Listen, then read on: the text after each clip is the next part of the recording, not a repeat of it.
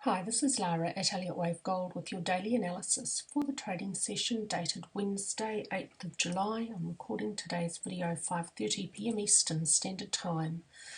At the hourly chart level for yesterday's wave count, I expected a little upward movement to complete a fourth wave. That didn't happen. I expected it to be followed by a fifth wave down to new lows. That did happen. And then I was expecting an upward correction for a second wave, and that also did happen. And it's found resistance just below the upper edge of that channel. The upward movement for the second wave is a perfect three-wave structure. I expect it's now complete, and I expect now that the middle of a strong third wave may now be ready to break through support at lower trend lines.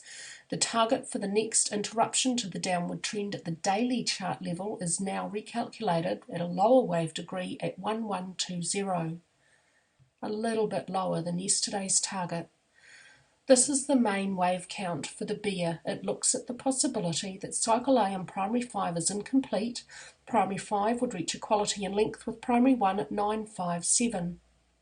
Along the way down, we need to see a new low below 1131.09 to invalidate the bull wave count and so provide full and final confidence that we are in a new downward trend for the bear, and full and final confidence in this target. Within primary 5, it's subdividing as an impulse. Intermediate 3 is underway. Within intermediate 3, we have an extended first wave, a relatively shallow zigzag for a second wave, another first and second wave, another, and now another at the hourly chart level. So we have 1, 2, 3, 4, 5, 6 overlapping first and second waves now. I expect that gold is getting ready to move toward the middle of a third wave. And it might be the fifth wave within minute 3 or maybe the fifth wave within minor 3, which shows the strongest downward momentum. So the strongest momentum is still ahead of us. We're starting to see an increase in momentum at the hourly chart level, but we're not yet really seeing it at the daily chart level. Intermediate wave 3 should show stronger momentum than intermediate wave 1 did, and that's well off to the left of the chart now. You can see that at the weekly chart level. We don't have the increase in momentum I'm expecting to see yet. So I expect we're going to see some pretty strong downward movement. This trend channel will continue to be useful. Draw it from the start of minuet 1 to the end of 2. Place a parallel copy on the end of minuet 1. That's a base channel drawn around this first and second wave. Lower degree second waves should find resistance about the upper edge of this channel. I would not expect this channel to be breached. It could be, but that's really unlikely. Microwave 2 today has found resistance a little bit below that channel. Let's have a look at this at the hourly chart level, where the end of subminuet 2 up here is this point up here. From this high to this low, we have a perfect 5-wave impulse, and it looks like a 5 at the hourly chart level. This is the time frame which is clearest for this movement. We have 1, 2, 3 has no ratio to 1, 4, I'm not too sure exactly how 4 subdivides and where it ends. There are multiple possibilities in this sideways chop in here. If 4 ends here, then 5 is very close to equality in length with 1. But the subdivisions at the 5-minute chart level for the fifth wave, it's possible to see it as a 5-wave impulse, which is why I've labelled it as I have, but there are other possibilities as well. 4 could have ended here, here, or possibly even here. There are lots of possibilities in here. None of them have a perfect look, but there are several which fit and meet all Elliott wave rules, not necessarily all the guidelines though. So I don't want to spend any more time looking at this sideways chop, because at this stage, at the hourly chart level, the structure looks reasonably clear, and what's most important is figuring out if this upward movement is over or not. It subdivides absolutely perfectly as a zigzag, 5, 3, 5 at the hourly and 5-minute chart level, and very importantly, this downward movement is slightly back in this wave price territory. So we can't label this wave up, which began here, as 1, 2, 3, 4, and a fifth wave to come, because what would be the fourth wave would be what is in the first wave price territory. So that means with this downward movement, this wave is complete and this is the next wave, which means this wave was a 3 and it's against the trend. So we have 3 wave structures against the trend and 5 wave structures with the trend. So that confirms or reinforces that the trend should be down. Microwave 2 was a deep zigzag and it got reasonably close to but didn't quite get up to the upper edge of this base channel copied over here from the daily chart. Keep using that trend line to show where upward corrections against the trend should find resistance.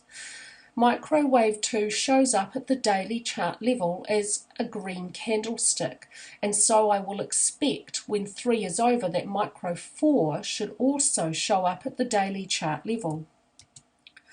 And so I'm calculating a target for micro 3 at 1120. Micro 3 would reach 1.618, the length of micro 1, and when micro 3 is complete that I'll expect the next interruption to the downward trend at the daily chart level.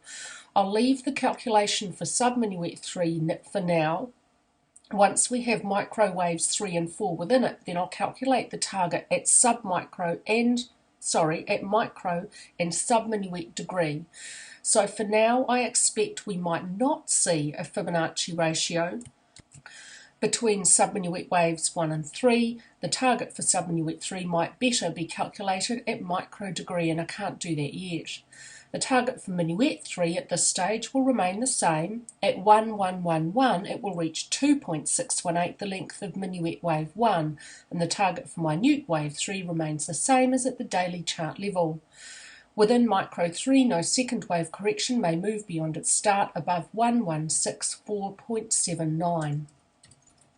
At the daily chart level, this is the bull wave count, and it has an increasingly serious problem today. I don't think there's enough room for downward movement for minute wave C to complete as a 5 wave structure and not move beyond the invalidation point. For the bull wave count, I'm seeing cycle A and primary 5 over at the low off to the left of the chart at 1131.09, and a cycle wave B began there. Within it, primary A is incomplete.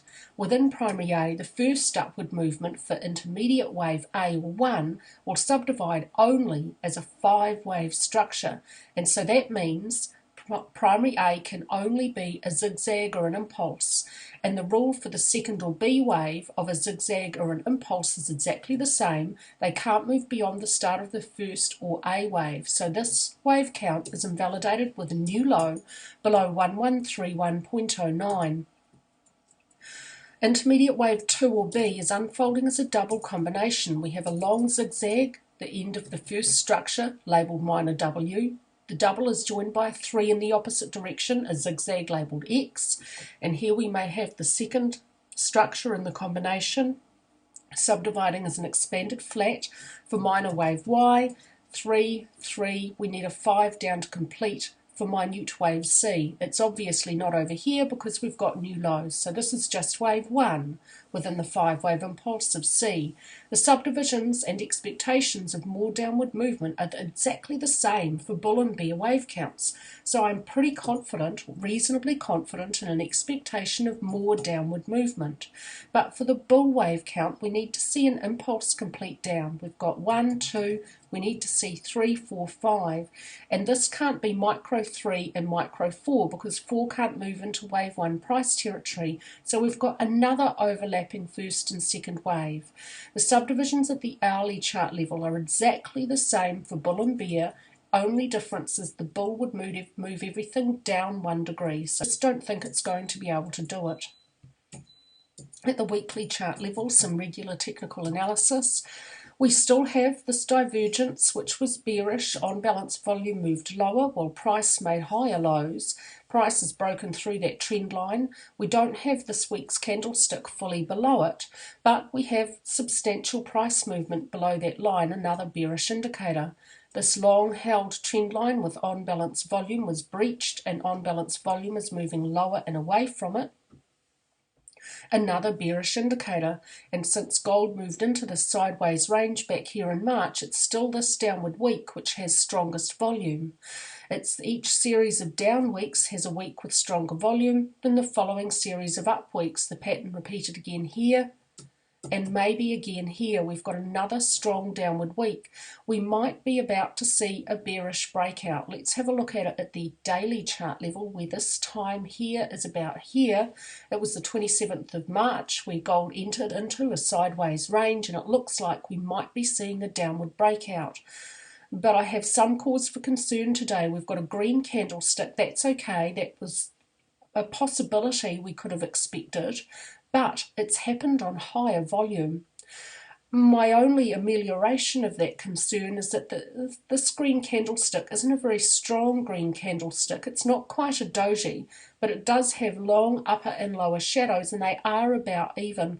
So it's not a strong upward day. It's almost a balance between bull and bears, but it is a green candlestick with higher volume. We finally have ADX now finally above 15, and it's slowly trending up. It's finally catching up. It's telling us we might be in the early stages of a new trend, and with the negative DX line above the positive, the trend should be down. With this upward day, we have on balance volume moving slightly higher. There was slight bullish divergence from this low in price to here. On balance volume made a very slight upward move, some slight bullish divergence, and that bullish divergence might possibly have been resolved by Wednesday's green candlestick. Overall, volume is still telling us overall that the trend or breakout should be down, because we do still have this strong volume day is still stronger than this day. But this day for an up day is now stronger than all of these prior downward days. It's stronger than all of them except for this one. And so that still is a slight cause for concern. It may indicate a little bit more upward movement yet. Maybe my wave count at the hourly chart level is wrong, and maybe we're going to get another upward day until price comes up to find resistance at the upper edge of this channel. I would still expect that green trend line to provide some pretty strong resistance to upward movement. That's all from me today with your gold analysis, and I hope that all of our members are having a fabulous day.